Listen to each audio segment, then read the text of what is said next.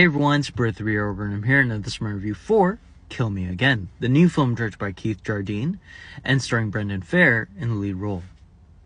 Now, it's a little bit hard for me to talk about this film without giving some sort of spoilers, so if you don't want to know anything about this film, I'll give an encapsulated review right now and the score for the film.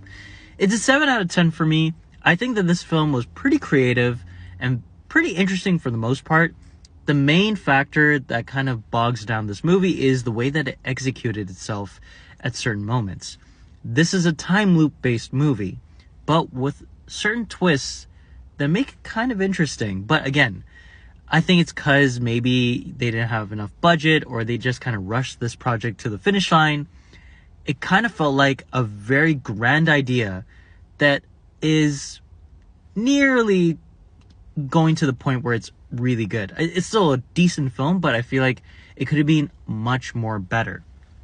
But yeah, I know that's a very vague review, but I can't really talk about spoilers until, I give you the warning. So yeah, 7 out of 10. Go watch it whenever you can. If you don't want to know anything else about this film, stop this review right now, because here is the spoiler parts of this review in 3, 2, and 1. So, one of the big twists about this film is that the main character happens to be a very unlikable person and is actually the villain of the story.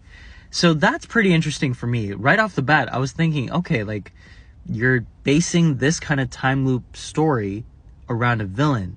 Is that going to be watchable? And for the most part, it kind of is a very interesting film because you're seeing this person having to go through the same situation onwards and onwards and onwards. They're driving themselves insane.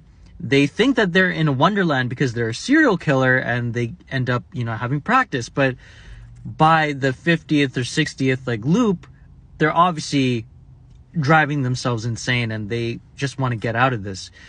It was kind of interesting. In a way, it's kind of philosophical. Is this karmic retribution for this individual? Or are they having to pay the sins of what they've done in the past? Which comes to the second twist.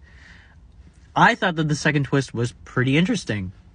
The fact that this whole thing was happening because of a science experiment and how these scientists are trying to give punishments to these really bad individuals by having to relive these moments onwards and onwards and onwards was a very interesting twist and a very interesting morality, pinpoint into the story. It's an indie film, so it kind of stutters here and there because of budgetary reasons, but the performances are decent. The story is pretty creative. I just felt like it could have been a little bit more polished, but overall, 7 out of 10, pretty creative film.